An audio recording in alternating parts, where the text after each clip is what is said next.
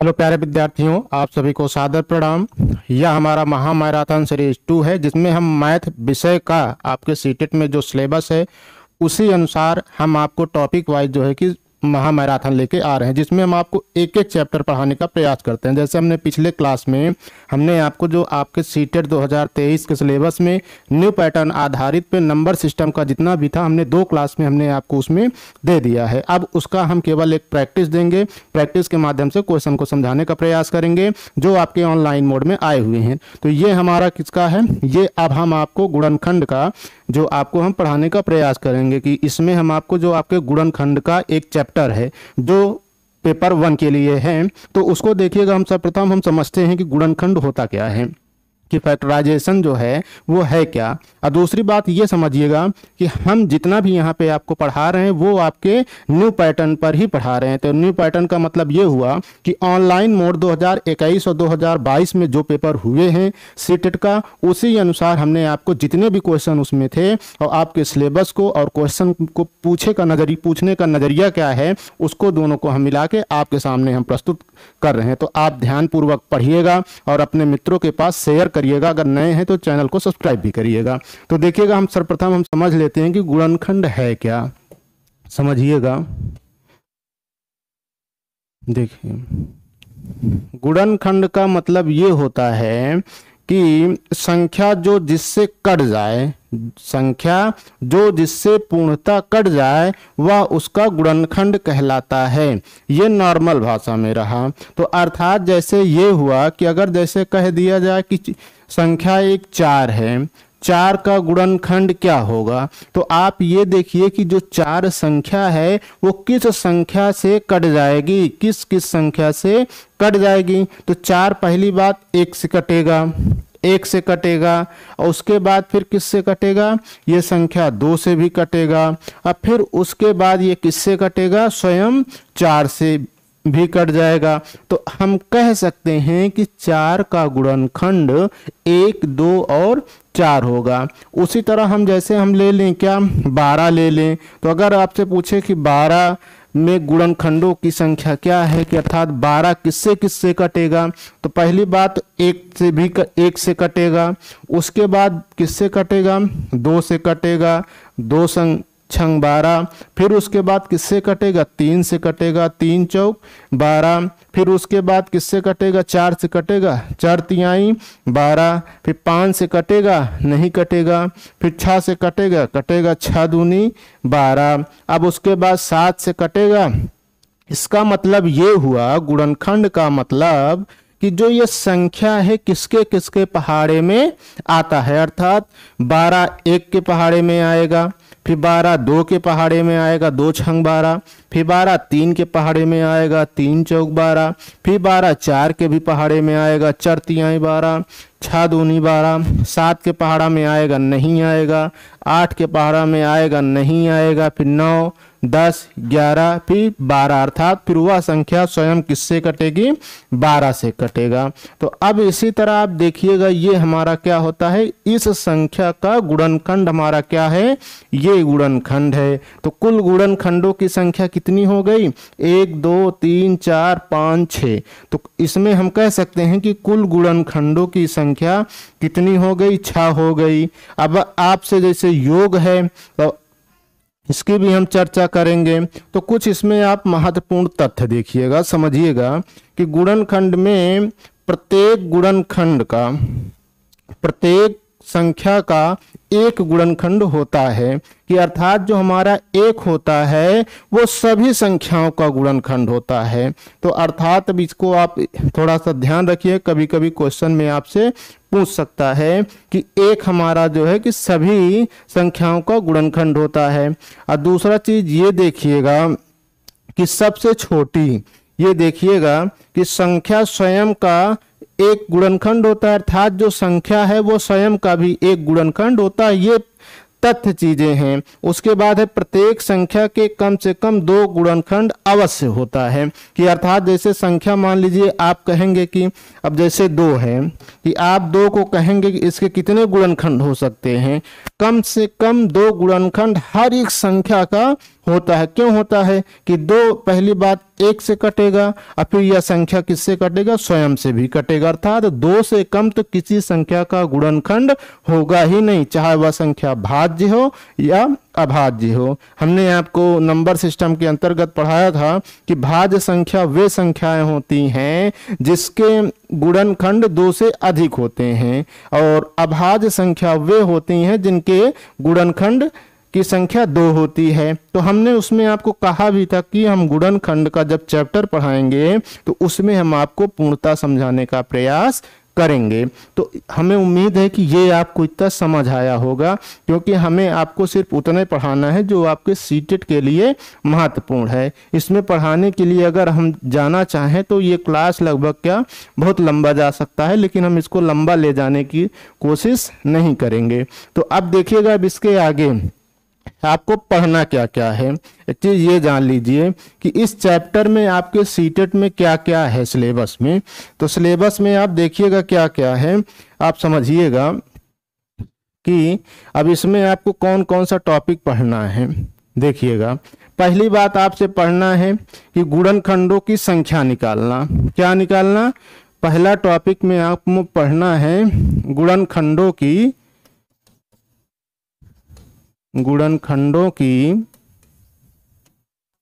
संख्या निकालना।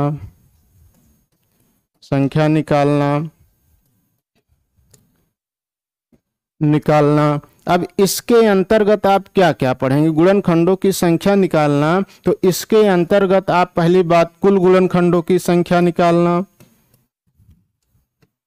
कुल गुणनखंडों की संख्या निकालना। फिर उसके बाद इसमें आता है सम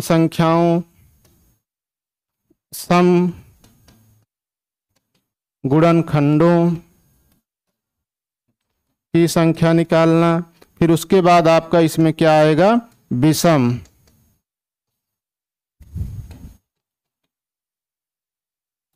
गुणनखंडों की संख्या निकालना। इसके अंतर्गत आपको 3 हेडिंग पढ़ना है जो आपके सीटेट के सिलेबस में है। फिर उसके बाद आपको क्या पढ़ना है? अब ये तो आपका रहा क्या, कुल गुणनखंडों की संख्या निकालना। फिर उसके बाद आपसे दूसरा टाइप का पूछता क्या है कि दूसरा टाइप में आपसे पूछा है ये योग निकालना, अर्थात गुणनखंडों की संख्या का योग निकालना। गुणनखंडों की संख्या का योग निकालना।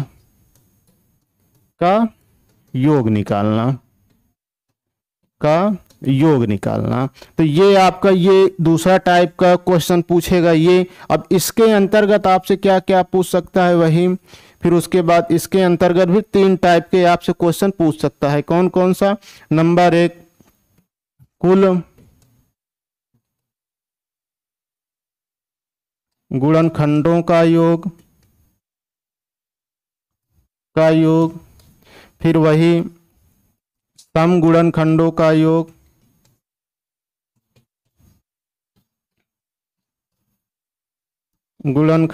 योग, फिर उसके बाद विषम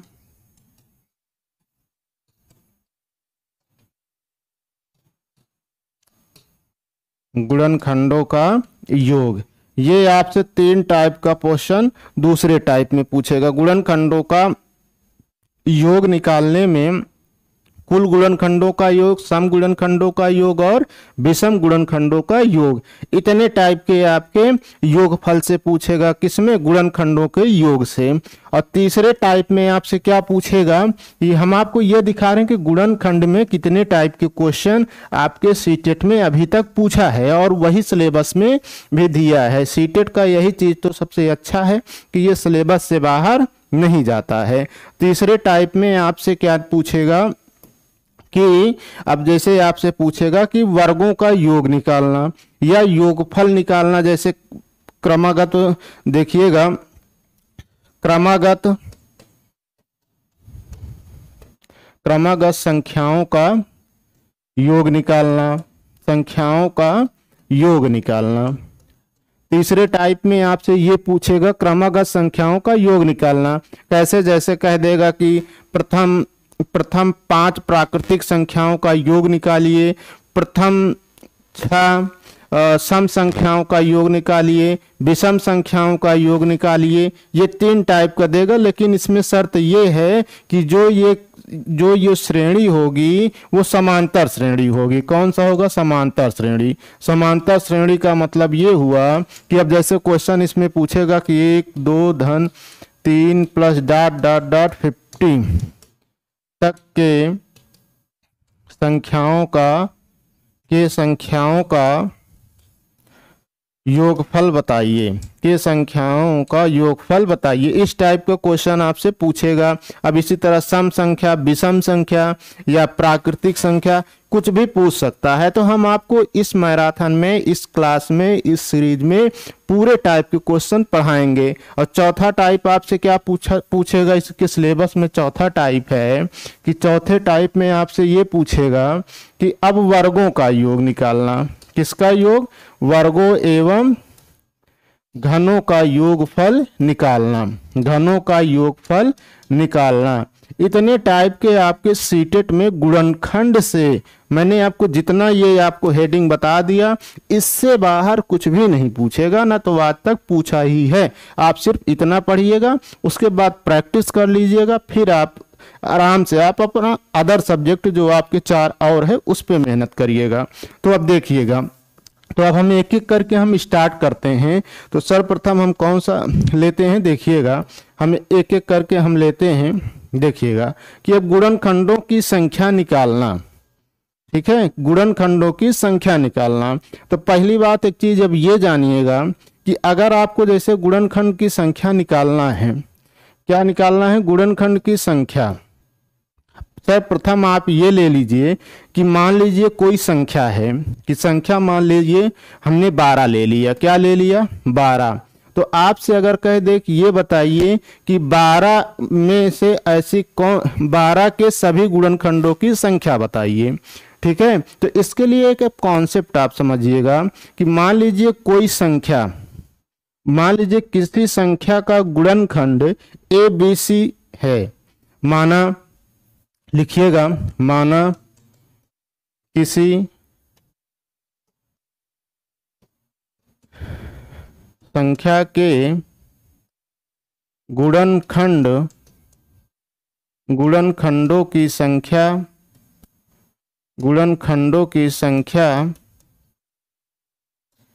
क्रमशः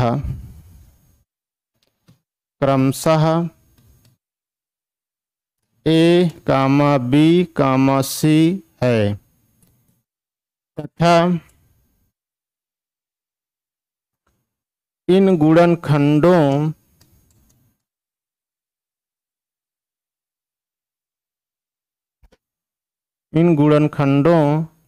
के घातों की संख्या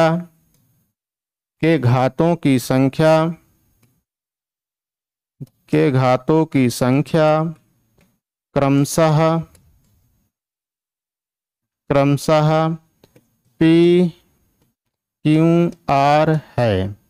आप समझिएगा, मान लीजिए कोई संख्या n है। क्या है? कोई संख्या n है। हमने मान लिया कोई संख्या n है, तो इसमें दिया कि n संख्याओं का जो गुणनखंड है वो क्या है? ABC है। क्या है? A, B, C है। आपको ये दिया।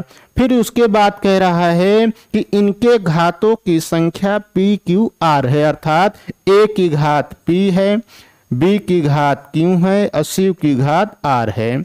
तो अब इतना आप देखिएगा, अगर आपसे इसी में पूछ ले कि ये बताइए कुल गुणनखंडों की संख्या बताइए, तो आप देखिएगा तो n संख्या के कुल गुणनखंडों की संख्या। तो अब यहीं देखिएगा कुल गुणनखंडों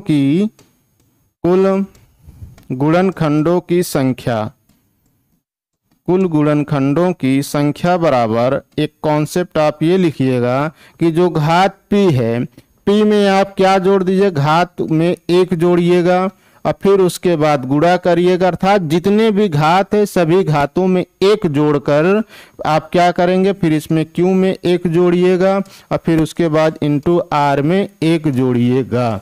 जोड़कर आप गुणा कर देंगे, जो संख्या प्राप्त होगी वह दिए गए गुणनखंडों की कुल संख्या होगी। ये आप लिख लीजिएगा, ये आपका पहली है। ठीक है, अब जैसे आपसे ये दे दिया, अब उसके बाद आपसे क्या पूछ ले कि कुल गुणनखंडों की संख्या का योग बताइए। क्या बताइए कि कुल गुणनखंडों की संख्या का योग, कुल गुणनखंडों की संख्या का योग बताइए, की संख्या का योग बताइए। तो आप कैसे निकालेंगे, जब आपसे योग कहे तो योग के लिए आपको क्या करना है कि अब जैसे यहाँ पे घात क्या है, घात a पावर p है, फिर उसके बाद क्या है, उसके बाद ये देखिए गुणे b पावर q है और फिर गुणे क्या है c पावर r है। तो अब इनके गुणनखंडों का योग आप निकालेंगे। तो अगर छोटी संख्या है तो आप चाहे जैसे निकाल लीजिए, अगर बड़ी संख्या है तो इस थ्योरम का प्रयोग आपको करना पड़ेगा। तो आप योग निकालने के लिए क्या करेंगे कि जो घात है, ठीक है, अब जो घात a की पावर p है, तो अब इसको आप क्या करेंगे कि अब यहीं पे क्या करिए, a की पावर p है तो इसको आप 0 से करिएगा शुरू, a की पावर 0 प्लस a की पावर फिर क्या करिएगा 1, फिर प्लस a की पावर 2। तो इसे डॉट डॉट जहां तक जाएंगे a की पावर p तक जितना भी दिया हो, फिर गुणे आप इसी तरह फिर b की करेंगे कि b की पावर 0, फिर प्लस b की पावर 1, फिर b की पावर 2, फिर प्लस डॉट डॉट आप कहाँ तक जाएंगे कि b की पावर जितना भी दिया हो q तक। फिर उसके बाद गुणे फिर c की पावर कहाँ से लेंगे, 0 से लेंगे, फिर c1 लेंगे और फिर या c2, फिर प्लस है, इसको प्लस लिखिएगा, प्लस डॉट डॉट वहां तक जाएंगे जहां तक दिया है। तो ये आपका कुल योग निकालने का है। देखिए इसमें आपको थोड़ा सा टफ लगता होगा, ये देखने में बड़ा है, लेकिन जब हम आपको इसी को भी क्वेश्चन के माध्यम से समझाएंगे तो आप आसानी से समझ जाएंगे। देखिएगा हम एक क्वेश्चन आपको हम यहीं पे समझा देते हैं। देखिएगा कि अगर मान लीजिए, देखिए क्या है कि हम मान लेते हैं कि कोई संख्या हम ले लिए, मान लीजिए कोई संख्या, एक संख्या हम ले लेते हैं, कुछ भी ले लेते हैं, संख्या 12 या छोटी संख्या ही लेते हैं कि संख्या 12 के कुल गुणनखंडों की संख्या, कुल गुणनखंडों की संख्या तथा योग गुणनखंडों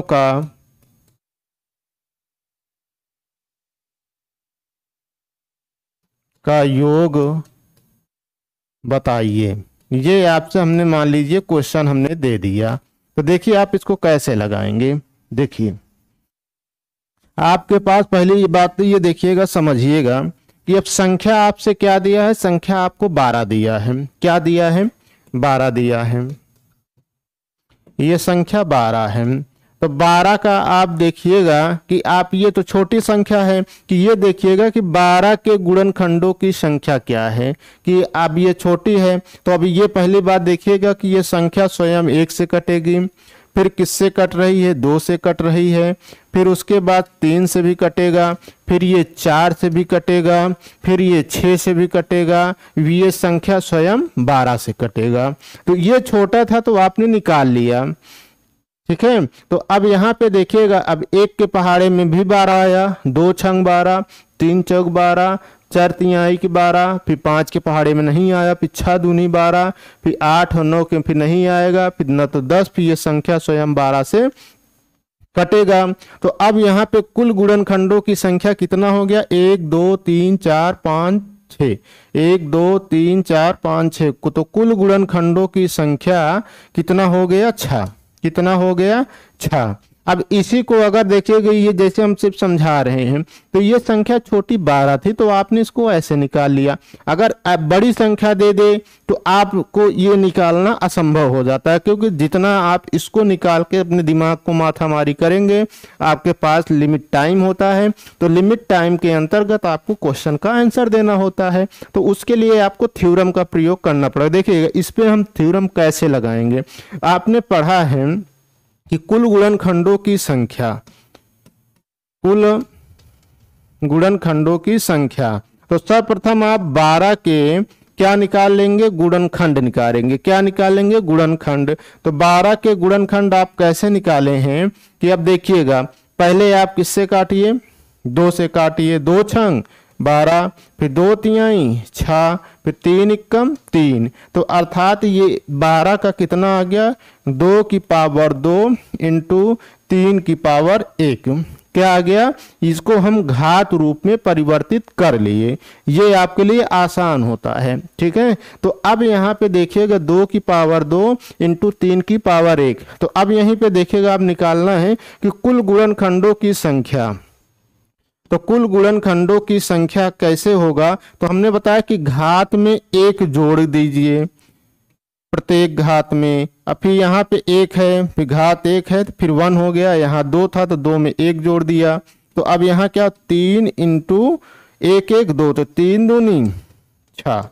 देखिएगा यहाँ फिर क्या आ गया, 6 यहाँ भी आया, और ऐसे भी निकाले तो भी 6 आपका आ गया। अब यहीं पे अगर आपसे फिर अब ये आया थ्योरम का, ये आपको जो है कि यही चीज सीखना है, इसी को हम सिखाने के लिए, इसको सिद्ध करने के लिए हमने आपको ये बताया। ये 12 था, आपको आसान लग रहा, अब यहीं पे जैसे दे दे 36 90 12,560 में कुल गुणनखंडों की संख्या बताइए। तो आप अगर इसका प्रयोग करेंगे तो 12,560 इतनी बड़ी संख्या है कि हम कितना दिमाग भिड़ाएंगे, कितनी कि कौन कौन से कट रहा है। अगर उस तरह लगाएंगे कोई ना कोई संख्या मिस हो जाएगा, और संख्या मिस हुआ तो आपका क्वेश्चन गया। तो अगर इस थ्योरम का प्रयोग करेंगे, तुरंत उसके आप खंडों की संख्या निकालिए, फिर घात रूप में परिवर्तित कीजिए, और फिर तुरंत कुल गुणनखंडों की संख्या पूछा है तो तुरंत लगा दीजिए, ठीक है। अब यहीं पे योग, कुल गुणनखंडों का योग, तो योग में आपको क्या करना है, तो हमने आपको बताया है कि ये अब यहाँ पे क्या दिया है, 2 की घात 2 दिया है और 3 की घात 1 प्राप्त हुआ। तो हमने बताया योग में कि आप कुल जब योगफल निकालना हो तो घात को कहाँ से शुरू करेंगे कि 2 की घात 0 से शुरू करिएगा। अर्थात अब यहाँ योग के लिए 2 की घात 0, फिर प्लस 2 की घात 1, फिर प्लस 2 की घात 2, 2 तक है तो 2 तक ही ले जाइएगा, और फिर गुणे, फिर यहाँ पे क्या करिएगा, 3 की घात 0 प्लस 3 की घात 1, ठीक है। अब 1 तक ही है तो 1 तक ही ले जाइएगा, क्योंकि यहाँ पे क्या है 3 की पावर 1 ही है, तो 1 तक ले जाइएगा। अब अगर किसी भी घात के पर, किसी भी संख्या के घात पर अगर 0 हो तो उसका मान स्वयं 1 होता है, उसका मान हमेशा 1 होता है। 2 की घात 1 2 ही होगा, 2 की घात 2 कितना, 2 दूना 4 होगा, और फिर उसके बाद गुणे, फिर 3 की पावर 0 1 प्लस 3, तो अब ये क्या होगा देखिएगा, 4 2 6 1 7 गुणे 3 1 4 7 चौक 28। तो अर्थात कुल गुणनखंडों की संख्या का योग कितना होगा, 28 होगा। आप यहाँ जोड़ लीजिए, 2 1 3 3 6 4 10 10 16 10 6 16 और 16 12 28 आ गए हम। ये आपका जो है कि निकाल लिए। देखिएगा क्वेश्चन, कुछ क्वेश्चन हम आपको और देते हैं, आप लगाइए। देखिए कि जैसे अब आपको ये देखिएगा कि ये हमने आपको जो समझाया वही चीज देखिए ये दिया है। देखिएगा कि अगर आपसे जैसे, फिर अगर आपसे जैसे क्वेश्चन दे दे, ये देखिए क्वेश्चन दिया, लगाइएगा कि कह रहा है कि 24 के कुल गुणनखंडों की संख्या निकालिए। 24 के कुल गुणनखंडों की संख्या आपको निकालना है। तो आप यहाँ 24 देखिएगा, तो आप देखिए पहली बात 24 का गुणनखंड निकालेंगे। तो 2 1 कम 2 2 दूना 4 2 छंग 12, फिर 2 तिहाई 6, फिर 3 एकम 3, तो अर्थात 24 का जो है कि क्या हो गया, 24 बराबर क्या हुआ, 2 2 2 इंटू 3। तो इसको हम घात रूप में परिवर्तित कर सकते हैं। 2 कितनी बार है, 3 बार है, तो 2 की घात 3, 3 कितनी बार है, 1 बार, तो 3 की घात 1।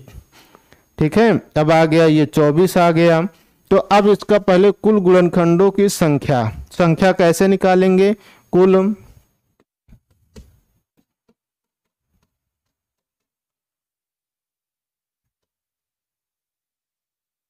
गुणनखंडों की संख्या बराबर क्या होगा कि हमने कहा जब कुल गुणनखंडों की संख्या निकालना हो कि जो घात दिया हो उसमें 1 जोड़ देंगे, अर्थात 2 की पावर 3 है तो 3 धन 1 कर देंगे, फिर गुणा 3 की पावर 1 है तो क्या कर देंगे, 1 प्लस 1 कर देंगे, तो बराबर 3 1 4 1 1 2, तो 4 दूनी 8, अर्थात कुल गुणनखंडों की संख्या कितना होगा, 8 होगा।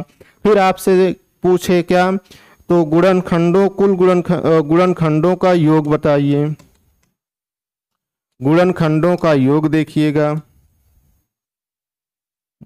गुणनखंडों का योग कैसे होगा कि अब ये क्या है, 2 की पावर 3 इंटू 3 की पावर 1, तो हमने कहा कि घात 0 से शुरू करिएगा, तो 2 की पावर 0 प्लस 2 की पावर 1 कहाँ तक है, 3 तक, 2 की पावर 2 प्लस 2 की पावर 3, ठीक है। और फिर उसके बाद गुणे, फिर 3 की पावर 0, फिर 3 की पावर 1 तक जाना है। और फिर उसके बाद ये 2 की पावर 0 ये 1 होगा, और फिर ये 1, फिर प्लस 2, फिर 2 दूना 4, 2 दूना 4 दूनी 8, 2 की पावर 3 का वैल्यू कितना हुआ, 8, फिर यहाँ पे कितना 3, फिर 1, फिर 3, फिर आप यहाँ फिर देखिएगा इसको लिख सकते हैं 2 1 3 3 7, 3 धन 4 7 7 धन 8 कितना होगा, 15 होगा, 15 गुणे 3 1 4, तो कुल गुणनखंडों की संख्या का योग 15 चौका 60, यही आपका क्या हुआ, आंसर हुआ। ठीक है,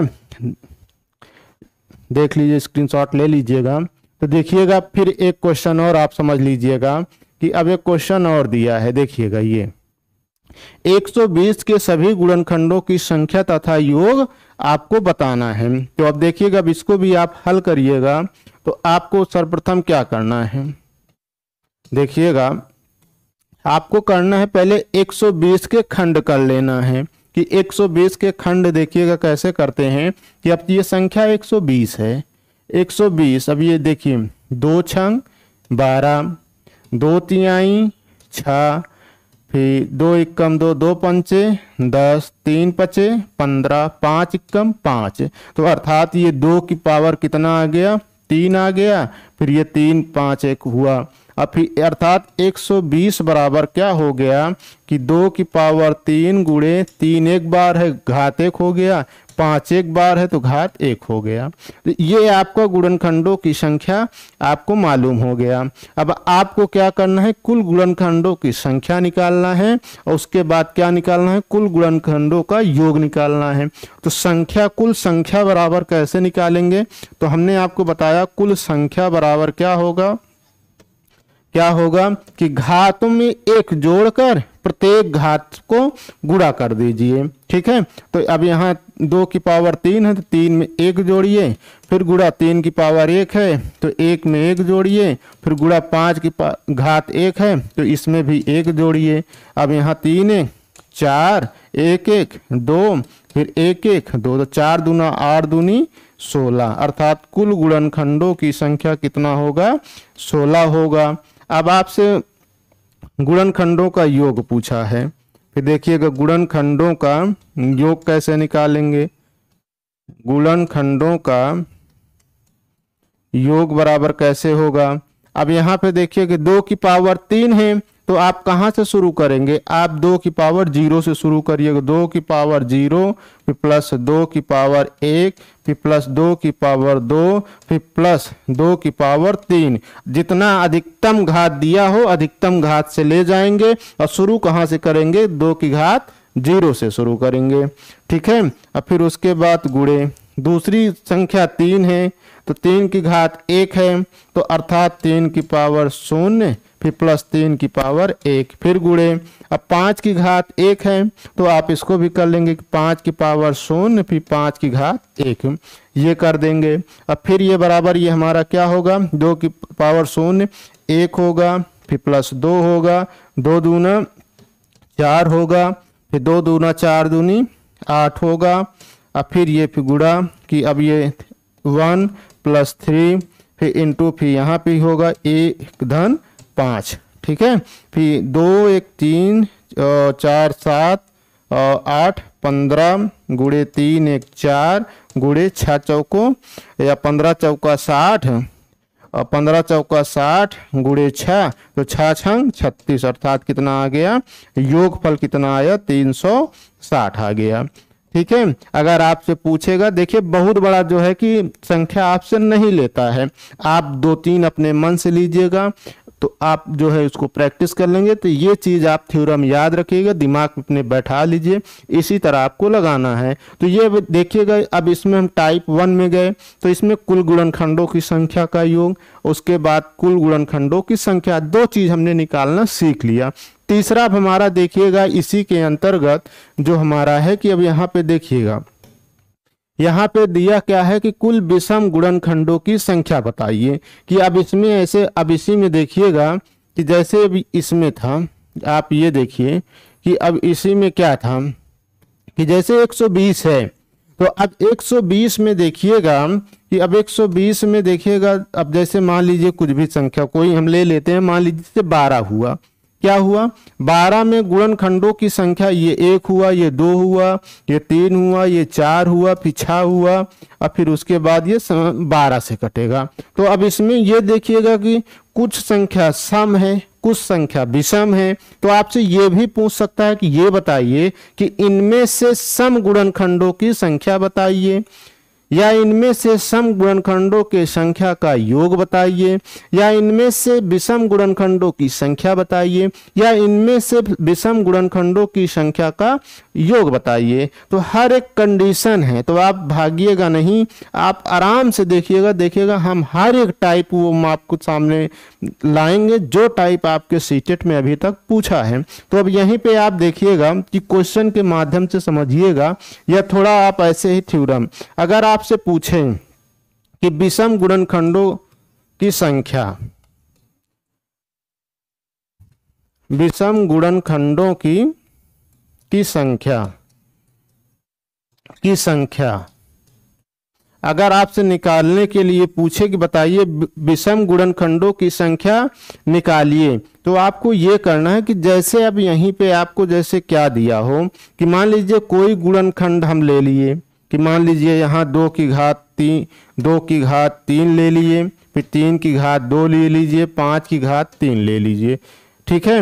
अब फिर ले लिए, तो अगर आपको विषम गुणनखंडों की संख्या निकालना है तो आपको कुछ नहीं करना है, आप ये देखिएगा कि सम कहाँ कहाँ दिया है, अर्थात 2 की घात जो दिया हो तो हम क्या करेंगे, 2 की घात को हम नगण्य मान लेंगे, हम इसको काउंट ही नहीं करेंगे, हम इसको छोड़ करके तो हमें क्या करना है, 3 की पावर 2 इंटू 5 की पावर 3 करना है। अब जो पुराना कुल गुणनखंडों की संख्या का हमने बताया, अब देखिए वही यूज, चाहे सम पूछे चाहे विषम पूछे, जो भी पूछे इसमें दोनों में वही कंडीशन चालू होगा। अगर कुल विषम गुणनखंडों की संख्या पूछता है तो जो सम संख्या दिया हो, जो 2 की घात दिया हो, उसको हम छोड़कर बाकी जितने भी विषम दिए हों उनका जो है काउंट करके उसी तरह हम हल कर लेते हैं। जैसे हम क्या करें, अब कुल गुणनखंडों की संख्या निकालने के लिए घात में हम क्या करेंगे, 2 धन 1 गुणे,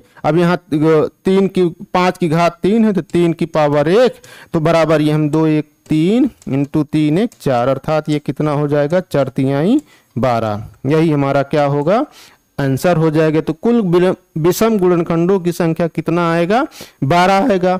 इसी तरह अगर आपसे योग पूछे तो योग के लिए भी आपको क्या करना है, योग के लिए भी आपको यही करना है कि इसको आप नगण्य मान लीजिए, 2 की घात को ठीक है, 2 की घात को नगर मान लेंगे। अब यहाँ पे 3 की पावर 2 इंटू 5 की पावर 3, तो वही फिर से आपको करना है 3 की पावर 0, 3 की पावर 1, फिर 3 की पावर 2, ठीक है, गुणे फिर 5 की पावर 0, फिर 5 की पावर 1, फिर 5 की पावर 2, फिर 5 की पावर 3। यही हल कर लेंगे तो विषम गुणनखंडों की संख्या का योग निकल आएगा। ठीक है, तो अब इसको हम क्वेश्चन के माध्यम से लिखेंगे। उसके पहले आप एक नोट लिखिएगा।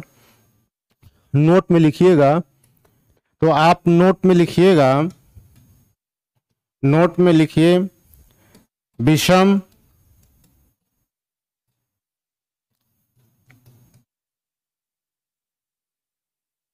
गुणनखंडों की कुल संख्या एवं योगफल निकालने के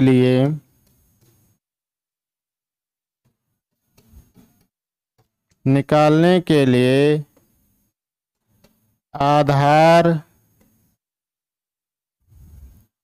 2 और 2 के घातांक को छोड़ देते हैं, छोड़ देते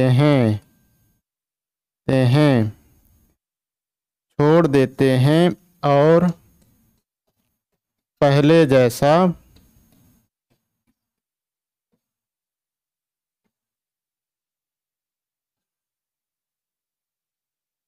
हल कर लेते हैं। ठीक है, तो ये आपको नोट में लिख लेना है कि अगर विषम गुणनखंडों की संख्या या योगफल निकाले तो आपके जो 2 के घात में दिया हो, अर्थात जो आपकी गुणनखंड 2 है उसको आपको नगर मानना है, और जो और आपके जो गुणनखंडों की संख्या दिया हो उनका आप क्या करेंगे कि जैसे कुल गुणनखंडों की संख्या निकालना हो तो घात में 1 जोड़ करके, तो प्रत्येक घात में 1 जोड़ करके गुणा कर देंगे तो वही आपका संख्या निकल आएगा। योग अगर आपको निकालना है तो पुनः वही 2 की घात 0, 2 की घात 1, 2 की घात 3, अंततः जहां तक घात दिया हो सबका निकाल करके फिर गुणा कर देंगे तो योगफल निकालेगा। देखिए क्वेश्चन के माध्यम से हम कैसे समझते हैं, देखिएगा कि क्वेश्चन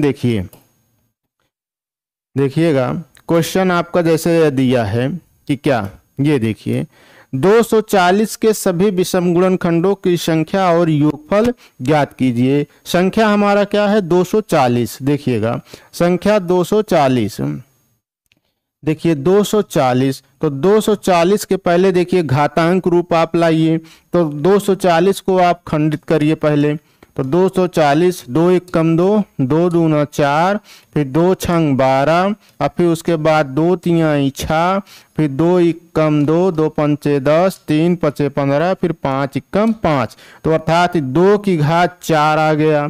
तो अर्थात ये 2 की घात 4 गुणे 3 की घात 1 गुणे 5 की घात 1। ठीक है, ये हमने आपको घातांक रूप में ला दिया। अब आपको थ्योरम का प्रयोग करना है। थ्योरम में आपने पढ़ा है कि आपसे कहा है कि विषम गुणनखंडों की संख्या निकालना है, तो हमने आपको नोट में आपको लिखा दिया कि विषम गुणनखंडों की संख्या अगर निकालने के लिए बोले तो आप सर्वप्रथम ये करिएगा कि जो 2 आधार है इसको आप क्या मान लेंगे, नगर मान लेंगे। और फिर जो पुरानी स्थिति है तब यहाँ पे देखिएगा गुणनखंडों की संख्या बराबर क्या होगा, जब हमने 2 की घात 2 को जो है नगर माना तो क्या बचा है 3 की पावर 1 गुणे 5 की पावर 1। तो अब यहाँ पे क्या करेंगे, 1 आप जोड़ दीजिएगा, घात में घात 1 है तो 1 जोड़ दिए, फिर गुणे, फिर 5 की पावर 1 है तो इसमें भी 1 जोड़ दिए, तो अर्थात 2 इंटू 2, अर्थात कुल विषम गुणनखंडों की संख्या कितनी आएगी, 4 आएगी। कितना आएगा, 4 आएगा। आसान है, बहुत आसान है, आप थोड़ा समझने का कोशिश करिए बस। तो अब इसी तरह अगर आपको गुणनखंडों का योग निकालने के लिए बोल दें, गुणनखंडों का योग, अब योग में भी आपको क्या करना है, 2 को आप नगण्य मान लीजिए, छोड़ दीजिए। तो अब यहाँ 3 की पावर 1 है, तो आप यहाँ पे देखिएगा योग, तो अब यहाँ क्या करेंगे, 3 की पावर 0 फिर प्लस 3 की पावर 1। अब बड़ी घात अब एक ही तक है तो 1 तक ले जाएंगे, 5 तक होता है 3 की पावर 1, 3 की पावर 2, 3 की पावर 3, 3 की पावर 4, फिर धन 3 की पावर 5। जहां तक घात दिया हो वहां तक आपको ले जाना है। फिर गुणे कि 5 की पावर 1 दिया है, फिर 5 की पावर 0, फिर 5 की पावर 1 तक, तो बराबर क्या होगा, 3 की पावर 0 1 धन 3 गुणे 5 की घात 0 का 1 फिर प्लस 5, तो बराबर 3 4 5 1 6 गुणा है, यहाँ पे गुणा करेंगे, गुणे 6 6 चौको 24, अर्थात कुल विषम गुणनखंडों की संख्या का योग कितना आएगा, 24 आएगा। यही आपका आंसर होगा। देखिएगा नेक्स्ट क्वेश्चन भी दिया है, देखिएगा आप इसको लगाइए। देखिए दिया है कि 64 यहाँ ना लिख करके आप कुछ और लिख लीजिए, नहीं तो यहाँ विषम गुणनखंडों की संख्या और विषम गुणनखंडों का योग 0 आएगा। क्यों आएगा, क्योंकि आप यहाँ ये देखिएगा कि अब यहाँ देखिएगा अगर आप 64 का खंड करेंगे तो क्या होगा, देखिए 2 तिहाई 6, 2 दूना 4, 2 एक कम 2, 2 छंग 12, 2 और 16, 2 चौक 8, 2 दूना 4। तो आपको यही देखने पे आपको लगता होगा कि देखिए विषम कोई संख्या है ही नहीं खंड करते वक्त, तो इसमें दोनों स्थिति में योग भी आपका क्या आएगा, 0 आएगा, और कुल गुणनखंड भी कितना आएगा, 0 ही आएगा, दोनों आपका 0 आंसर आएगा। तो ये भी आपको ध्यान देना है। तो देखिएगा ये आपका विषम की स्थिति में रहा। अगर आपसे देखिएगा कि सम की स्थिति में अगर आपसे पूछे तो आपको कैसे लगाना है, उसको भी आप समझ लीजिए कि अगर आपसे पूछे, क्या पूछे कि सम गुणनखंडों की कुल संख्या, तो आप क्या करेंगे। अगर आपसे पूछे सम गुणनखंडों की कुल संख्या, तो इसकी स्थिति में आपको ये करना है कि जैसे अगर आपको कोई घात दे दिया कि 2 की पावर 3 गुणे 3 की पावर 2 गुणे 5 की पावर 2, ठीक है, ये आपसे दे दिया। हम आपने के मान लीजिए गुणनखंड में आपको ने जो खंड किया घातांक रूप आपका ये आया। इनमें से अगर आपसे पूछे कि बताइए सम गुणनखंडों की कुल संख्या बताइए, तो सम की स्थिति में आपको क्या करना है, नोट में लिखिएगा कि नोट में लिखिएगा सम की स्थिति में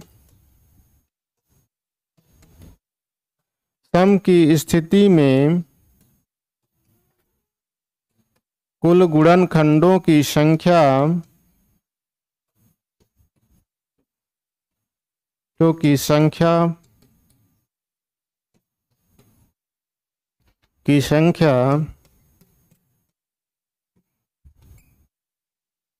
निकालने के लिए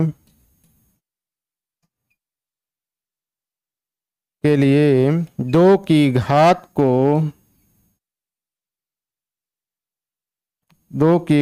में कोई परिवर्तन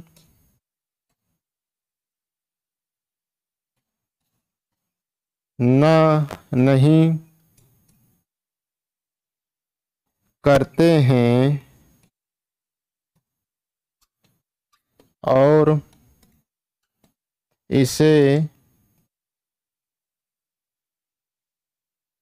और इसमें वही संख्या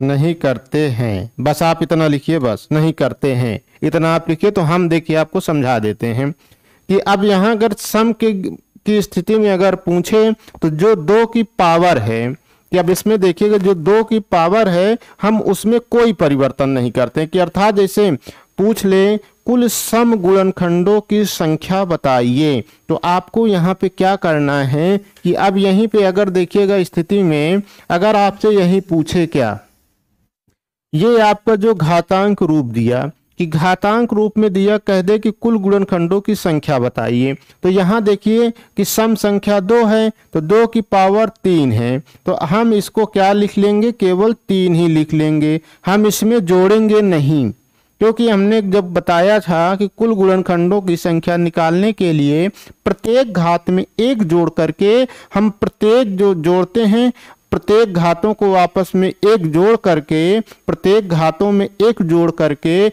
आपस में गुणा कर देते हैं, तो प्राप्त संख्या कुल गुणनखंडों की संख्या कहलाती है। तो ये कहा। अब फिर विषम की स्थिति में हमने आपसे कहा कि जो 2 की पावर है उसमें हम नगण्य मान लेते हैं। अब सम की स्थिति में आपसे ये कह रहा है कि जो आपका सम का घात है, अर्थात जो 2 की घात है, हम उसको स्वतः वैसे ही लिख देते हैं। ठीक है, तो अगर 2 की पावर 3 है तो हमने 3 लिख दिया, अब इसमें हम कुछ नहीं करेंगे। अब फिर उसके बाद 3 की पावर 2 है, फिर अब इसमें हम क्या, घात में 1 इसमें भी जोड़ देंगे, फिर 5 की पावर 2 है तो फिर इसमें भी 1 जोड़ देंगे, तो 3 गुणे 2 1 3 गुणे 2 1 3 3 त्रिक का 9 त्रिक 27, अर्थात सम गुणनखंडों की संख्या कितना आ गया, 27 आ गया। कितना आ गया, 3 त्रिक का 9 त्रिक 27 आ गया सम गुणनखंडों की संख्या। अब यहीं पे अगर आपसे योगफल पूछे इसका, तो योगफल आप कैसे निकालिएगा।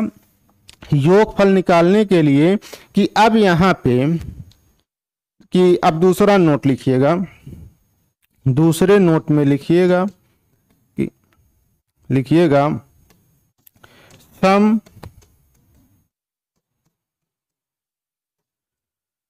गुणनखंडों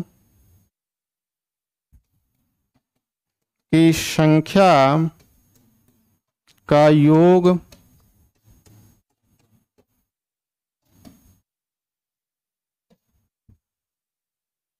निकालने के लिए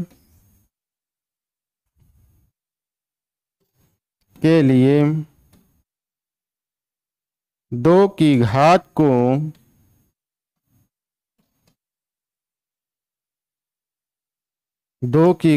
को 1 से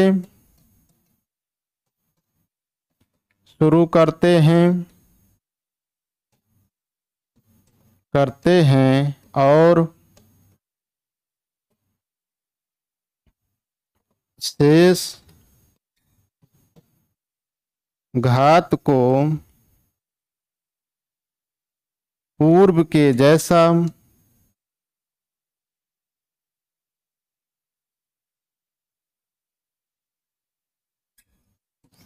शून्य से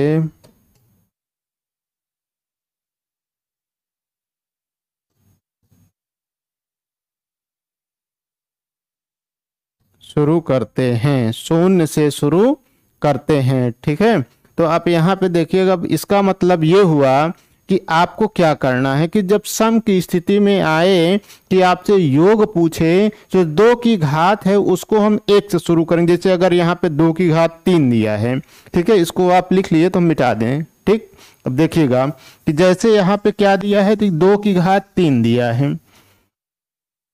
देखिएगा कि जैसे यहाँ पे दिया क्या है, 2 की घात 3 दिया, तो अब यहाँ पे योग निकालने के लिए हम पहले क्या करते थे कि हम 2 की घात 0 से शुरू कर 2 की घात 0, 2 की घात 1, 2 की घात 2, जहाँ तक दिया होता है वहाँ तक हम ले जाते थे।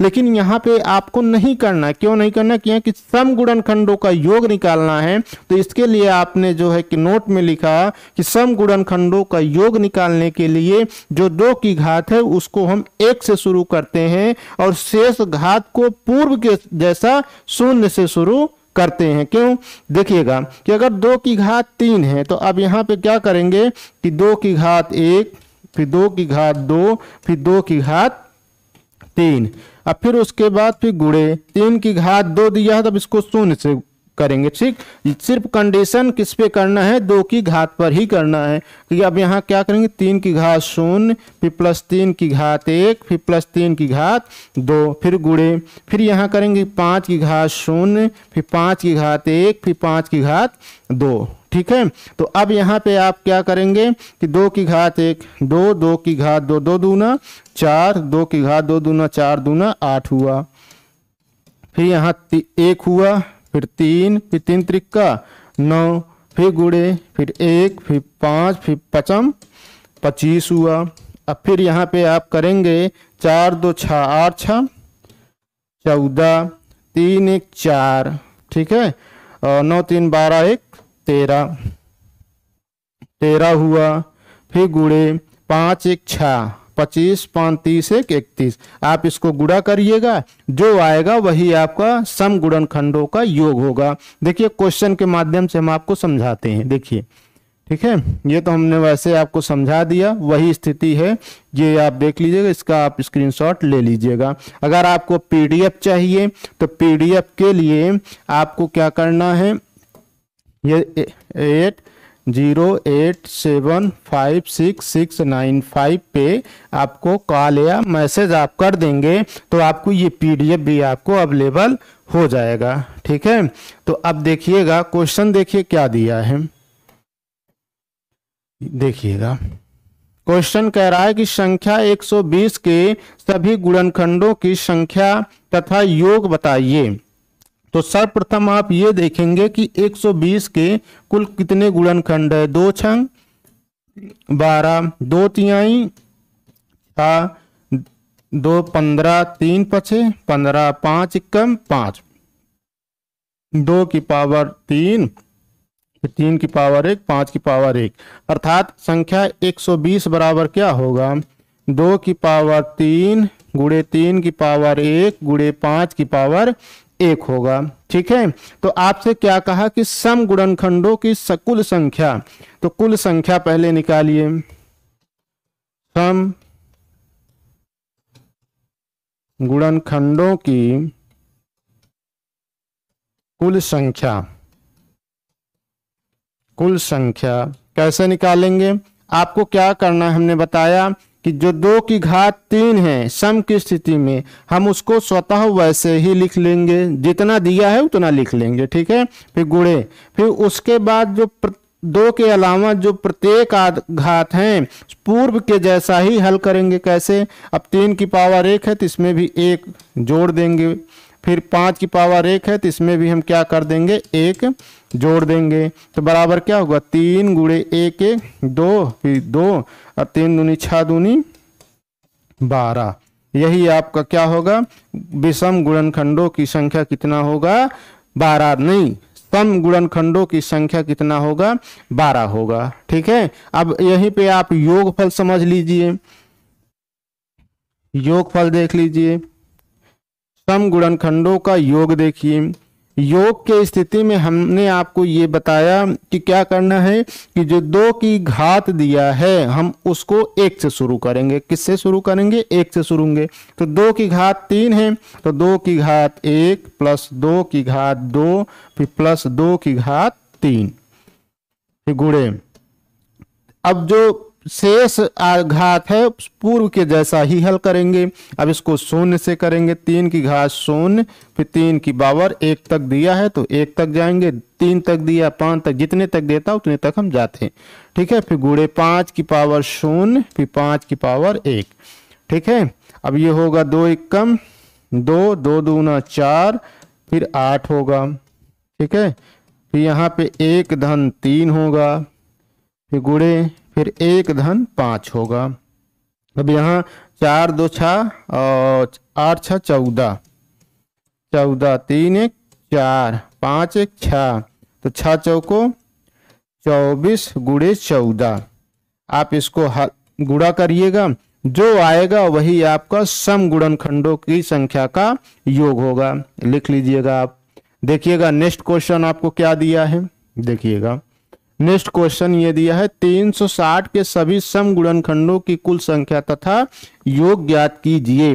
तो इसका भी आप ये देखिएगा कि यहाँ पे क्या करना है, पहले 360 दिया है तो 360 2 एकम 2 2 8 16 फिर 2 9 18 और फिर 2 चौका 8 2 पंचे 10 फिर 3 एकम 3 3 पचे 15 3 पचे 15 फिर 5 एकम 5। अर्थात अब यहाँ पे देखिएगा 360 बराबर क्या होगा, 2 की पावर 3 गुणे 3 की पावर 2 गुणे 5 की पावर 1, ठीक है। तो अब इसका कुल संख्या पहले देखिए कैसे निकालेंगे।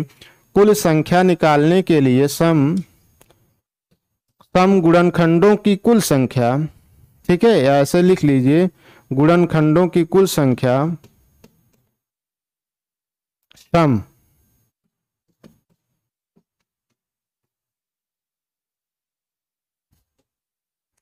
गुणनखंडों की कुल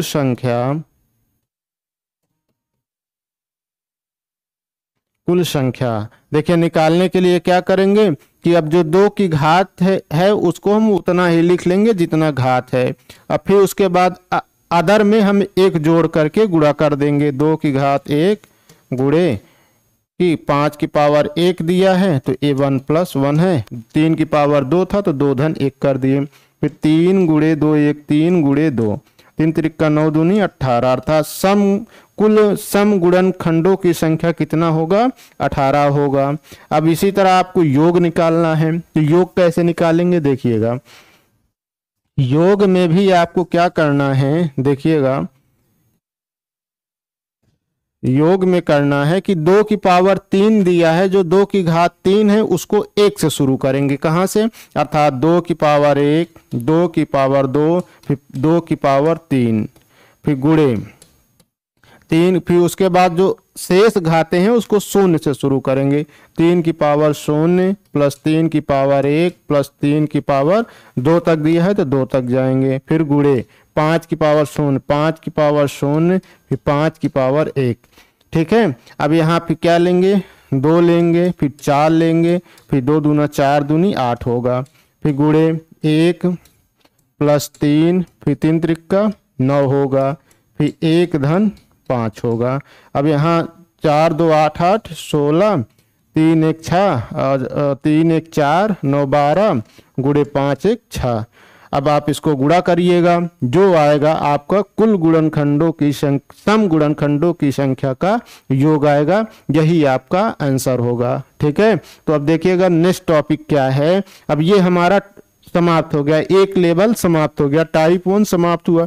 टाइप 1 में हमने आपको बताया कुल गुणनखंडों की संख्या निकालना, फिर कुल गुणनखंडों की संख्या का योग निकालना, फिर सम गुणनखंडों की संख्या निकालना, फिर सम गुणनखंडों की संख्या का योग निकालना, फिर विषम गुणनखंडों की संख्या निकालना, फिर विषम गुणनखंडों की संख्या का योग निकालना। ये 4 टाइप को हमने आपको टाइप 1 में 4 जो है कि हेडिंग हमने आपको बताया, जिसमें से 1 नंबर आपका आना फिक्स है। आपके सीटेट में मैं जितना बता रहा हूँ इससे ज़्यादा अगर पूछेगा तो इसमें से ही आपको पूछ लेगा, इससे ज़्यादा आपके सिलेबस में नहीं है। अब देखिएगा नेक्स्ट टॉपिक में क्या दिया है देखिएगा। अब टाइप 2 में आ गया संख्याओं, वही देखिएगा कि अब नेक्स्ट टॉपिक में आपका ये आया कि संख्या समांतर श्रेणी में अर्थात संख्याओं का योग निकालना, क्रमागत संख्याओं का योग निकालना, क्रमागत विषम संख्याओं का योग निकालना, क्रमागत प्राकृतिक संख्याओं का योग निकालना। अगर ऐसा दिए हो, लेकिन इसमें एक शर्त है कि जो श्रेणी दिया होगा वो समांतर श्रेणी में दिया हो, और समांतर श्रेणी में दिया हो जो समांतर श्रेणी के लिए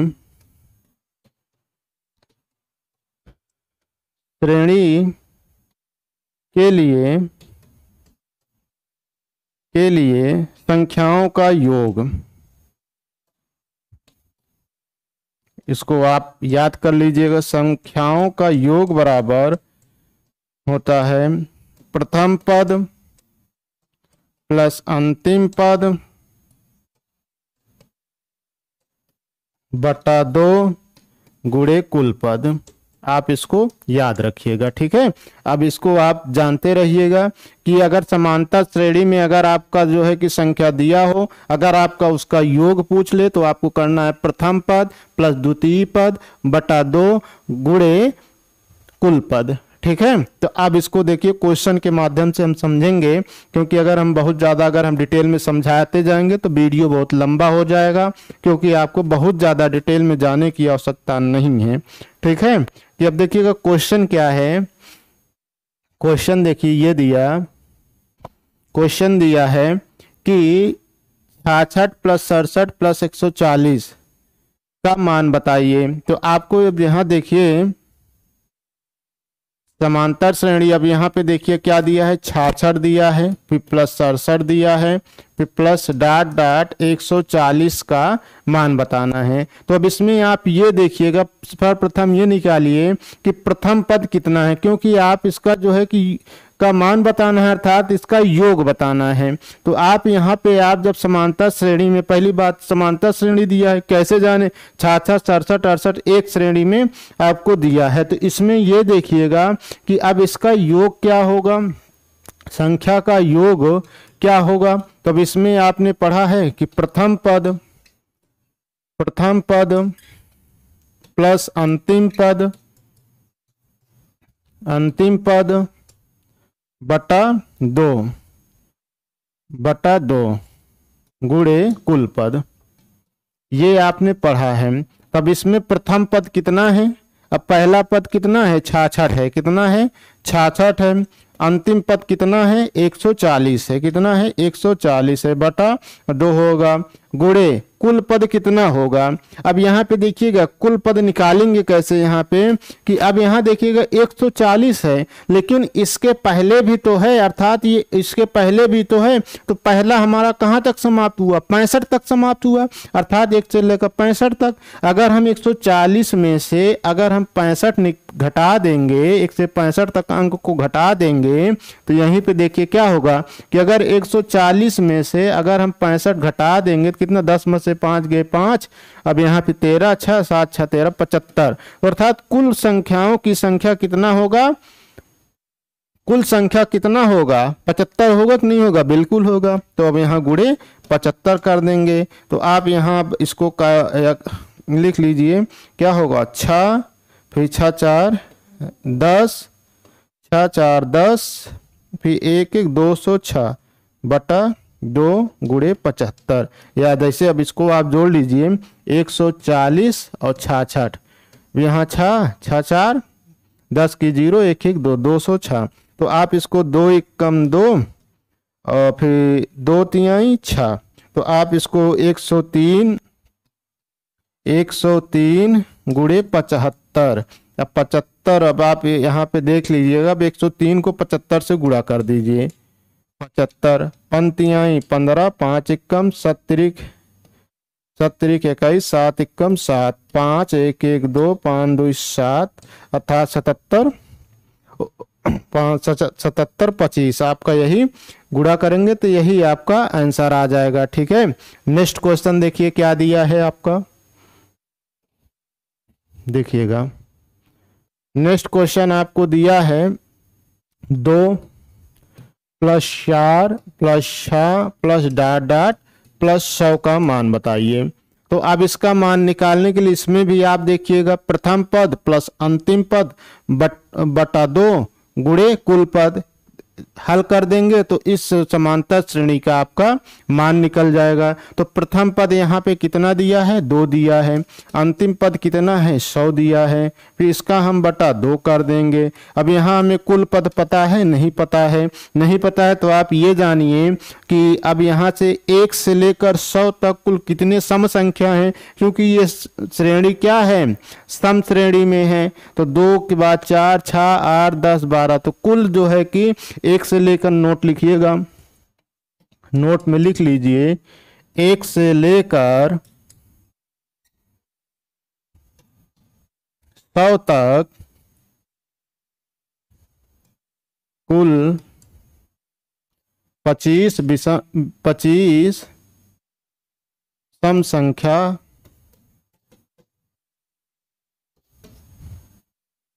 होता है। ठीक है, तो अर्थात कुल संख्या कितना हो गया, 25 हो गया। तो अर्थात 102 बटा 2 गुणे 25, 2 पंचे 10 और गुणे 25। आप इसको हल करिएगा, जो आएगा वही आपका आंसर हो जाएगा। ठीक है, नेक्स्ट क्वेश्चन देखिएगा, नेक्स्ट क्वेश्चन में कह रहा है कि अब इसमें देखिए लेवल अब अगला आ गया टाइप 3 में कि यदि प्रथम सम या विषम संख्या यक्स हो तो अगली सम या विषम संख्या क्या होगी। तो अब कभी कभी आपसे ये पूछ लेता है नोट कि नोट में लिखिएगा कि यदि प्रथम सम संख्या यक्स हो तो दूसरी सम या विषम संख्या x plus 2, x plus 4, x plus 6 plus dot dot होगा। ठीक है, अब यहीं पे आप देखिएगा सम और विषम की स्थिति में आप क्या कर देते हैं कि आपको पता होता है कि जो सम संख्या होती है वो 2, 4, 6, 8, 10 डॉट डॉट होती है। तो आप क्या कर देंगे कि प्रथम 5 क्रमागत संख्या पूछेगा तो आप उसमें क्या करोगे, सम संख्या को जोड़ दोगे। और आप जानते होंगे कि विषम संख्या 1, 3, 5, 7 होता है। तो अगर आपसे 3 क्रमागत विषम संख्या पूछ लिया तो आप क्या करेंगे, पहली यक्स मान लेंगे, दूसरी यक्स प्लस 1 मान लेंगे और तीसरी यक्स प्लस 3 मान लेंगे, हल कर देंगे, आपका तुरंत आंसर गलत होगा।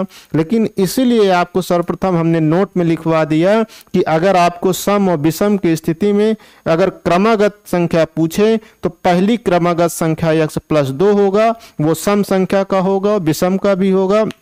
दूसरी यक्स प्लस 4 होगा, फिर यक्स प्लस 6 होगा, चौथी यक्स प्लस, आप जो है कि इसी तरह मानिएगा। अगर आपसे प्राकृतिक संख्या पूछ ले कि प्रथम 5 प्राकृतिक या प्रथम 3 प्राकृतिक संख्याओं का योग 4 है या 64 है तो पहली संख्या बताइए, तो वहां पे आप x, x plus 1, x plus 2, x plus 3 मान सकते हैं जब प्राकृतिक की स्थिति में कहे तब। अब इसे हम क्वेश्चन के माध्यम से समझते हैं कि देखिएगा कैसे, कि क्वेश्चन के माध्यम से अब यहीं पे आपको जैसे दे दे किसी 5 क्रमागत विषम संख्याओं का योग 235 है तो उसमें से सबसे बड़ी संख्या बताइए। तो उसमें से सबसे बड़ी संख्या बताइए। तो अब इसको हल करते हैं, देखिए कैसे सॉल्व। तो अब 5 क्रमागत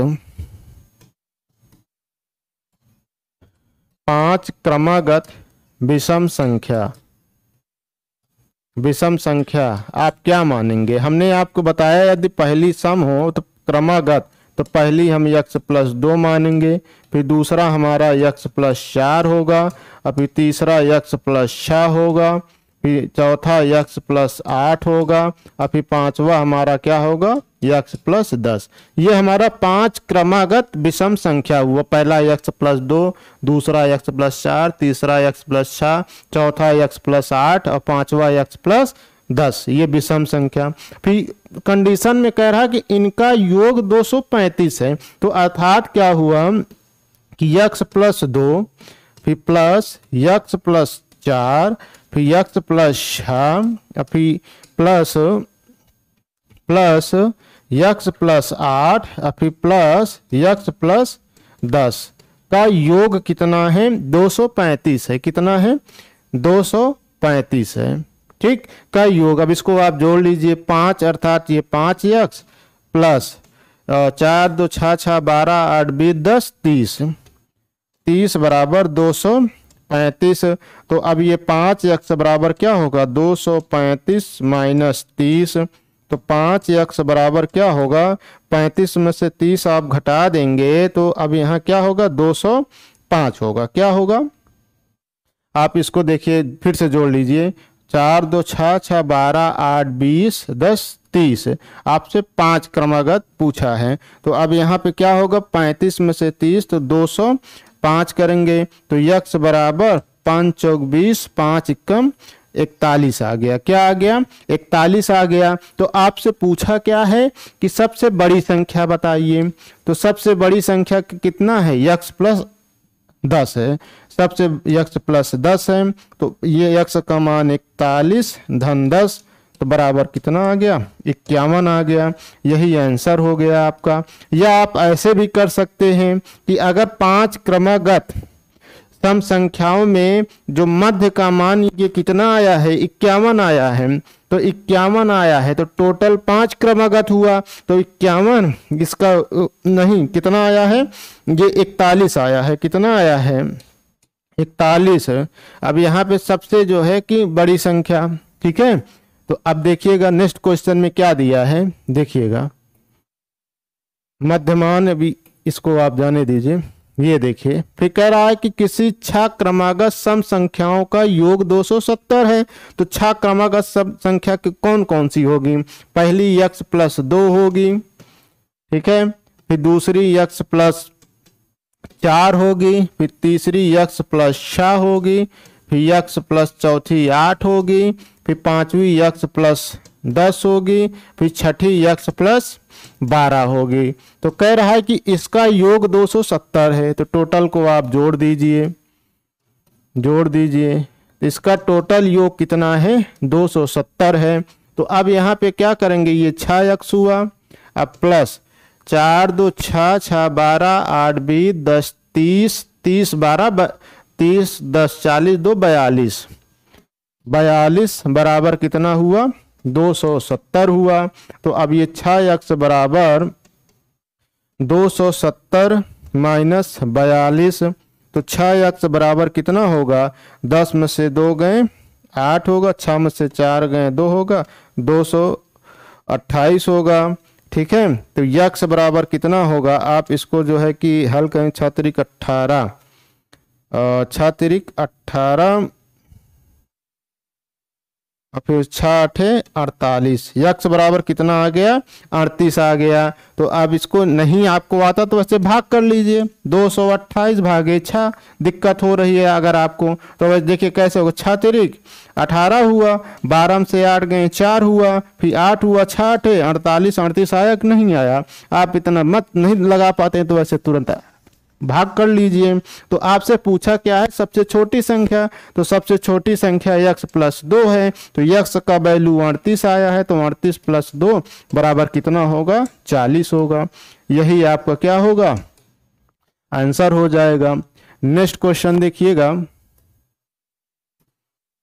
देखिएगा अब देखिएगा, अब यहाँ पे दे दिया है कि क्रमागत प्राकृतिक संख्याओं के वर्गों का योग निकालना। अगर आपसे जिससे क्रमागत आपसे दे दे कि प्राकृतिक संख्याओं का के वर्गों का योग, अर्थात वर्गों का योग निकालने के लिए आप वर्गों का योग निकालने के लिए आप जो है क्या सूत्र करेंगे?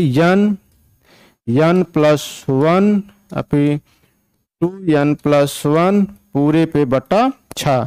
ये आपका वर्गों का योग, जहां n कुल n क्या है? कुल जो है कि संख्या है। n बराबर क्या है कि कुल संख्या, अर्थात या n बराबर क्या है? अंतिम संख्या, जो भी मान लीजिए, ठीक है। तो इसका आप प्रयोग करेंगे। देखिए अब कैसे करेंगे, क्वेश्चन के माध्यम से आप समझिएगा कि क्वेश्चन आपसे यहाँ पे ये दिया है कि देखिए यहीं पे क्वेश्चन दे दिया कि कह रहा है कि प्रथम 30 क्रमागत प्राकृतिक संख्याओं के वर्गों का योगफल, कि अर्थात अब 1 का वर्ग प्लस 2 का वर्ग प्लस 3 का वर्ग प्लस डॉट डॉट कहाँ तक? प्लस 3 के वर्गों का योगफल बताइए। तो इसके लिए आपने सूत्र अभी तुरंत पढ़ा कि यहाँ पर सूत्र पढ़ा है कि यहाँ होगा n प्लस 1 फिर 2n प्लस 1 बटा 6। तो n बराबर हमारा अंतिम संख्या होता है, तो अंतिम संख्या 30 है। तो अर्थात इसको लिख सकते हैं 30 फिर 30 धन 1, फिर उसके बाद 2 गुणे 30 धन 1 बटा 6। तो ये क्या होगा? अर्थात 30 गुणे 31 गुणे 30 दूना 60 61 बटा 6, फिर 6 पन 30 होगा, 6 पन 30 होगा, 5 एकम 5 पंक्तियाँ 15, ठीक है। पंक्तियाँ 151 गुणे 61। अब उसको आप गुणा करिएगा, जो आएगा वही आपका आंसर हो जाएगा, ठीक है। नेक्स्ट क्वेश्चन देखिएगा।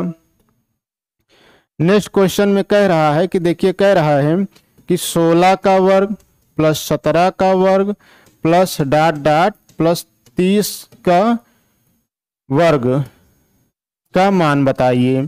तो आप इसको क्या करेंगे? तो सर्वप्रथम ये देखिएगा कि अब यहाँ पे 16 से 30 तक का वर्ग दिया है, लेकिन आप ये देखिएगा कि सर्वप्रथम यहाँ पे देखिएगा कि 1 से लेकर 1 का वर्ग प्लस 2 का वर्ग प्लस 3 का वर्ग प्लस डॉट डॉट टोटल 30 के वर्ग में से अगर हम इसको घटा देंगे, कितना घटा देंगे? अगर यही 1 का वर्ग प्लस 2 का वर्ग प्लस 3 का वर्ग प्लस डॉट डॉट कहाँ तक 16 दिया है तो कहाँ तक ले जाएंगे, प्लस 15 का वर्ग को घटा देंगे तो जो आएगा वही आपका ये मान होगा। आप इसको हल करिएगा, हमने क्योंकि आपको एक बता दिया है, इसका भी निकालिएगा, इसका पिछले क्वेश्चन में दिया इसका निकालिएगा, घटा दीजिएगा, जो आएगा वही आंसर आएगा। अगर आपको नहीं आएगा तो आप कमेंट कर दीजिएगा, हम आपको जो है कि फिर से हल करके आपको उसी नंबर पे दे देंगे। आप इस नंबर पे आप मैसेज कर दीजिएगा कि इसका सॉल्यूशन, आपको तुरंत हम वहाँ पे दे देंगे, वो अब अच्छे से समझ भी जाएंगे। ठीक है, ये आपके लिए होमवर्क है। ठीक है, नेक्स्ट क्वेश्चन देखिएगा। नेक्स्ट क्वेश्चन फिर कहा, देखिए कह रहा है कि प्रथम सम संख्या से लेकर 50 तक के वर्गों का योग बताइए। तो सम संख्या से लेकर अर्थात सम संख्या के वर्गों का योग 2 का वर्ग प्लस 4 का वर्ग प्लस 6 का वर्ग प्लस डॉट डॉट कहाँ तक करना है, 50 तक के वर्गों का योग बताइए। अब हमें उम्मीद है कि आप इसको भी लगा लेंगे। ठीक है, अब इसमें भी आप कैसे करेंगे, अंतिम 50 है तो 50 फिर 50 प्लस 1 फिर 2 गुणे 50 फिर प्लस 1 बटा 6 होगा, 50 गुणे 51 फिर गुणे 50 दूना 100 फिर 101 बटा 6। यही आप हल करिएगा, जो आएगा वही आपका आंसर हो जाएगा। ठीक है, नेक्स्ट क्वेश्चन देखिएगा। नेक्स्ट क्वेश्चन घनों का योग देखिएगा।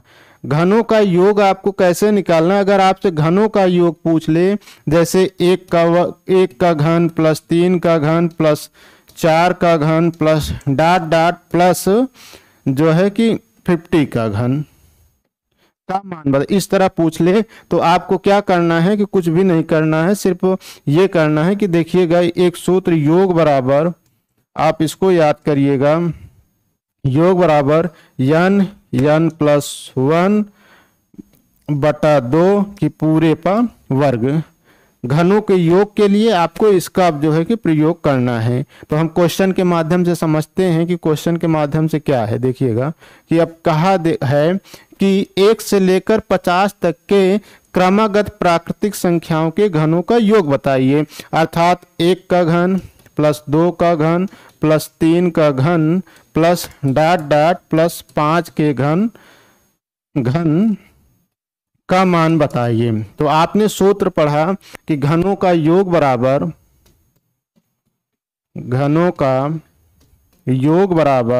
क्या पढ़ा है, n। ठीक है, n प्लस 1 आपने पढ़ा है, सूत्र आपने अभी तुरंत पढ़ा कि घनों का योग बराबर क्या पढ़ा है, घनों का योग बराबर आपने पढ़ा है, थोड़ा सा 1 मिनट पेन नहीं चल रहा है, ये घनों का योग बराबर आपने पढ़ा है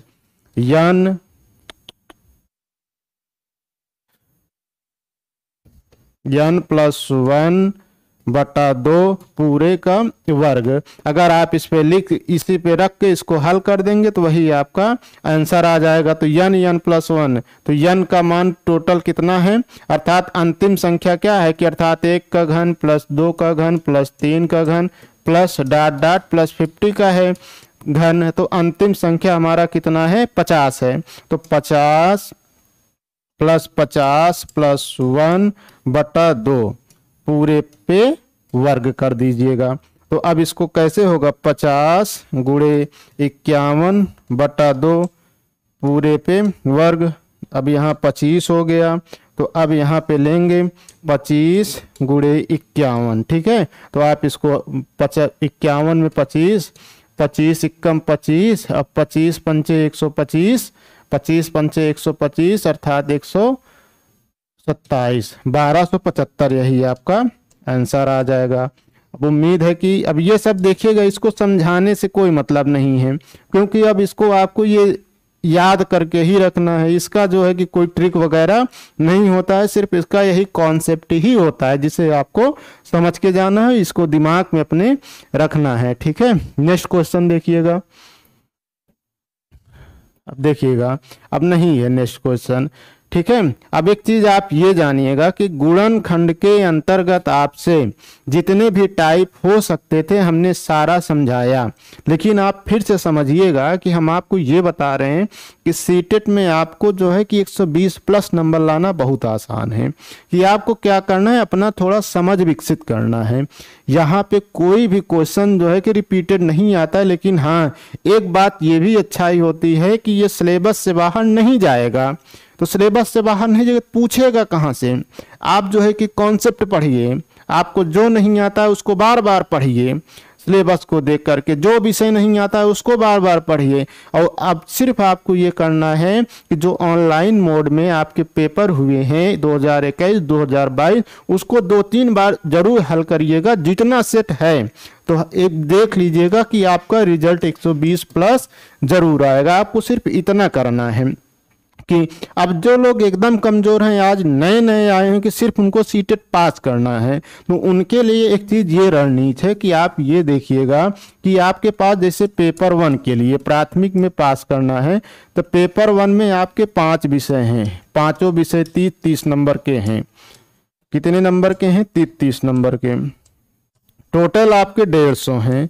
अब ये हो गया आपका मैथ हो गया, ये हो गया सीडीपी हो गया, ये आपका हिंदी हो गया, ये आपका ईवीएस हो गया, ये इंग्लिश और संस्कृत हो गया, लैंग्वेज हो गया 30 नंबर। अगर यहाँ पे कुछ लोगों को क्या होता है कि किसी का मैथ अच्छा होता है तो ईवीएस कमज़ोर होता है, किसी का सीडीपी अच्छा होता है तो जो है कि कुछ एक आध सब्जेक्ट कमज़ोर रहता है। तो हम ये कहते हैं कि अगर अंतिम समय में आपको ये लगता है कि आपके पास समय कम है और पढ़ना ज़्यादा है, तो पास करने के लिए आप एक रणनीति बनाइए कि अगर आप जनरल के हैं तो आपको 90 नंबर लाना है। कितना नंबर लाना है? 90 नंबर। तो आप ये देखिए कि आप पहले 3 विषय ऐसा पकड़ लीजिए जिसे आपको लगता है कि हाँ मैं इसमें कुछ अच्छा कर सकता हूँ। तो अब ये नहीं है कि आप उसको छोड़ दीजिए, कि अगर आपका जो सब्जेक्ट अच्छा है तो कुछ लोग करते हैं उसको छोड़ देते हैं। तो यहाँ पे 3 विषय आप जो आपको लगे सरल लगता है। अगर कुछ लोगों का मैथ अच्छा है तो मैथ को ले लीजिए, सीडीपी को ले लीजिए और हिंदी को ले लीजिए। अगर मैथ में आप हमारे साथ जुड़े हैं तो विश्वास मानिएगा कि आपको 30 में से 28 नंबर से कम तो बिल्कुल नहीं आएगा। जब मैं जितना पढ़ा दूंगा ये 28 नंबर आपको जरूर देगा। अगर आप अच्छे से पढ़ेंगे तो 30 में से 30 भी आप मैथ में लाएंगे। ठीक है, मैं हिंदी का भी आपको दूंगा, उसे भी पढ़ाऊंगा, हिंदी के बाद ईवीएस भी दूंगा, उसमें भी अच्छा नंबर आएगा। तो आपको क्या करना, 3 विषय ऐसा पकड़ लेना है जो आपको लगता है वो है। अगर 3 विषय में अगर हम कहते हैं 30-30 नहीं पाएंगे, अगर आप जो है कि मान लीजिए 28 नंबर ले लिए तो आप 30-90 में 6 आप घटा देंगे तो आपका कितना हो जाएगा? 6 90 में 6 घटा देंगे तो भी आपका कितना नंबर हो गया? 84 नंबर हो गया। कितना नंबर? पागमाल 84 नहीं, आप 3 विषय में 80 नंबर लाइए। अगर आप 3 विषय में 80 नंबर अगर आपका आ जाता है तो आप यकीनन मानिए आप पास हैं। क्यों पास हैं? क्योंकि अदर आपके पास अभी 3 विषय और हैं जिसमें आपका 60 नंबर है और इसमें माइनस मार्किंग तो बिल्कुल नहीं है। हम कहते हैं अगर 60 नंबर में अगर हम तुक्का भी लगा देंगे तो 10 नंबर तो हमारा ऑटोमेटिक सही हो जाएगा, 10 से तो कम नहीं होगा तुक्का भी लगाने पर। तो अब 80 वो पाए, 10 ये पाए, 90 नंबर हम पास हो गए। पास ही तो होना है, लेकिन अगर हमें ये करना है कि हमें 120 प्लस लाना है तो उसके लिए आपको जो है सिलेबस को उठा के अच्छा सा पढ़ना पड़ेगा। हर एक टॉपिक को टच करना पड़ेगा, जो उसमें छोटा से छोटा हो और बड़ा से बड़ा हो, सारा आपको पढ़ना। ये नहीं करना कि मुझे ये आता है मैं छोड़ दिया। सीटेट में ऐसा बिल्कुल नहीं होता, क्योंकि अगर जो चीज़ आपको आता है वही चीज़ अगर घुमा देगा ना तो आप धराशायी हो जाएंगे। इसलिए आपको जो सब्जेक्ट आता है उसकी धुआंधार प्रैक्टिस करिए। 3 विषय में अगर आपको लगता है कि ये विषय हमारा अच्छा है तो आप इसको मत पढ़िए, सिर्फ प्रैक्टिस मारिए, प्रैक्टिस मारिए, प्रैक्टिस मारिए। और जहाँ पे कॉन्सेप्ट लगता है कि ये मुझे थ्योरी नहीं समझ आता है, आपके पास यूट्यूब पे इतना वीडियो पड़ा है, चाहे जिसका भी देखिए, आप उसको डालिए, उसको देखिए, फिर अपना कॉन्सेप्ट तैयार करिए, फिर प्रैक्टिस मारिए। हम कहते हैं अगर आप जो है कि केवल 1 मंथ ऐसा कर लेंगे तो 1 मंथ में ही आपका सीटेट में 120 नहीं आएगा तो 110 प्लस में तो आप श्योर रहेंगे। अगर आप इतना करिएगा तो आपका जरूर आएगा। अब हम आपको अगले जो है कि महामैराथन के सीरीज में मिलेंगे, जिसमें हमारा मैथ का कुछ अलग सा टॉपिक होगा। तो आज यहीं तक। जय हिंद, जय भारत।